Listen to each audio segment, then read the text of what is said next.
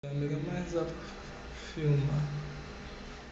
Você teria que filmar a hora que estivesse balançando a água, porque aí os corais balançam. Uhum. Filmar com a água parada vai dar a impressão que eu não tenho correnteza alguma.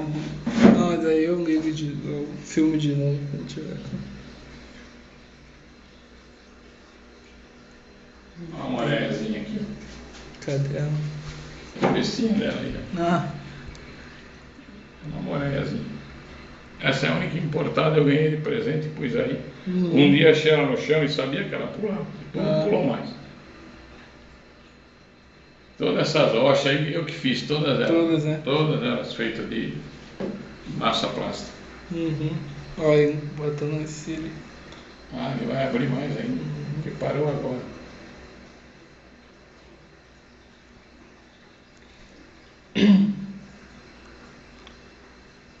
Esqueci o nome desse peixe, o nome científico dele. Qual? Desse daqui. Acanthurus baianos, que você chama. Uhum. Dá um pouquinho de comida para turma.